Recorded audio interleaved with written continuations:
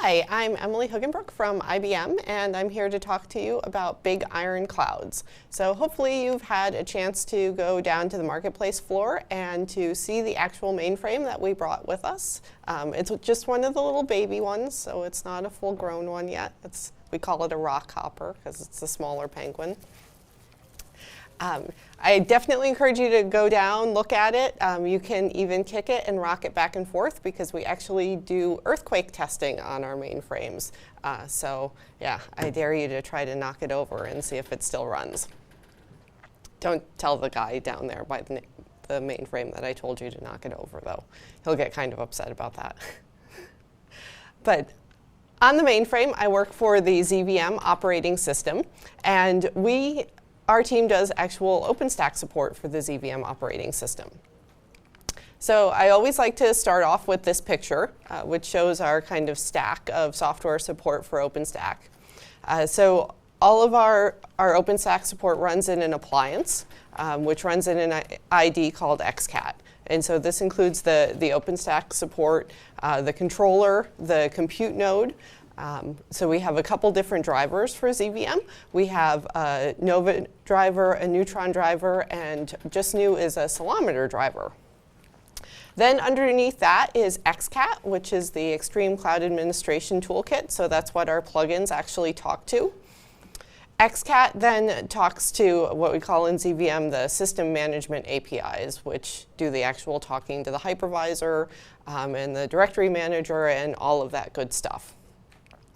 So you can see here, this picture shows actually two ZVM systems that are controlled by a single OpenStack controller. So our latest deliverable actually came out at the end of March, and it's our OpenStack Liberty support. So it includes, like I mentioned, our Ceilometer support for the first time. It allows you to provision RHEL 7 and SLES 12, previously, obviously, RHEL 6 and SLES 11. And also Keystone v3, as well as some other goodies in there. One big difference with our appliance this time is we now offer different options. So we include the appliance with the ZVM product. You get it for free because we really want to encourage our mainframe customers to start trying OpenStack, start experimenting with it. So we didn't want to charge them anything for the support, make them have to buy a distribution or something like that. So we offer a bunch of different modes that you can run this appliance in. And we've actually made some simplifications. It used to take 2 different IDs to run the appliance. Now it all runs on one. So it's a little bit easier.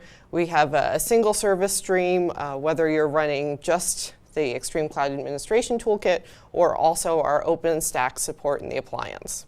So I want to go through these different modes and what each of them mean. So we have the option to run as an OpenStack controller. So that's basically everything running in the XCAT ID. So this is really just for managing ZVM from ZVM. There's no manage to x86 hypervisors or anything like that. But we wanted to provide this so that they could have a full OpenStack solution without having to buy any products or anything like that, so that customers can really start to try experimenting with OpenStack. We also support running just as a compute node. So if they have already bought another OpenStack distribution and they have an OpenStack controller running elsewhere, they can configure our appliance as just a compute node and then plug that into their other OpenStack distribution. And then finally, a couple OpenStack distributions, for example, SUSE OpenStack Cloud 6 includes actually our community drivers. So like I mentioned, our drivers for Nova and Neutron and Ceilometer are actually included in there. So in that case, you only need to run the XCAT part of it in the appliance. So we support that too. So a variety of options depending on where our customers are. Z customers, I think, are a little bit wary about cloud. They're very security conscious, so I answer a lot of security questions about cloud. And they're just kind of getting used to the new paradigm that is OpenStack. So we're offering them different options depending on how they want to play with OpenStack and experience it.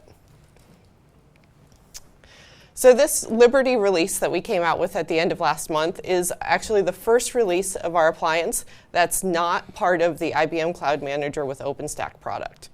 So people who had previously been using ICM might notice that the deployer isn't included. And like I mentioned, this is only managing for Z from Z when you're running in that controller mode. So we include, of course, the Horizon GUI from the OpenStack side of things and the XCAT GUI. We also discontinued a Chef server that we used to have in the appliance as well. We still do have a Chef client, and Chef notebook or Chef cookbooks are still included. So these cookbooks are for configuring our appliance to be managed by an external controller, or to configure the appliance to use an external keystone server. So we always include those. We have looked at other things like Puppet or Ansible. Right now we're sticking with Chef, but we're always looking at different options. A couple other things that we updated with this latest release. We have what we call an installation verification program. So this runs not just against the OpenStack part of our appliance, but actually against our whole stack from XCAT on down to the APIs and everything.